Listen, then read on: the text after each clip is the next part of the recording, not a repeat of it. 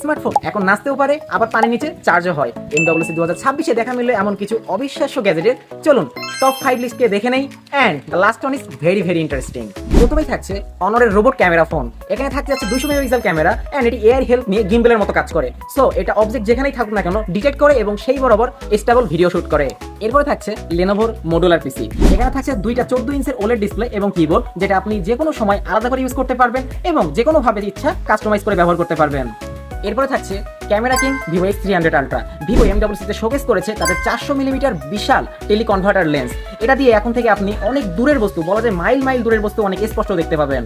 Number 2-তে রয়েছে TCL showcase করেছে একটা নতুন 2K AMOLED ডিসপ্লে, যেখানে তারা ইউজ করছে মিক্স পেপার টেকনোলজি, যেটার কারণে আপনার ডিসপ্লেটি হবে পুরো পেপারের মতো ম্যাট ফিনিশের, যে কারণে রোদের মধ্যে থাকলেও আপনার চোখে দেবে একটা আরামদায়ক অনুভূতি। নাও দ্য ক্রেজিয়েস্ট টেকনো শোকেস করেছে এমন এক ধরনের টেকনোলজি যেখানে তারা একটা ফোনকে লিটারালি পানির ভিতরে চার্জ দিচ্ছে, বাট ফোন ফুল স্পিডে চার্জ নিচ্ছে, ফোনের কোনো ক্ষতিও হচ্ছে না। এক্ষেত্রে তারা ইউজ করেছে IP68 রেটিং অ্যান্ড একটা স্পেশাল টাইপের সার্কিট, যেখানে পানি কোনোভাবেই চার্জিং পোর্ট দিয়ে বা অন্য কোথাও দিয়ে প্রবেশ করতে পারছে না।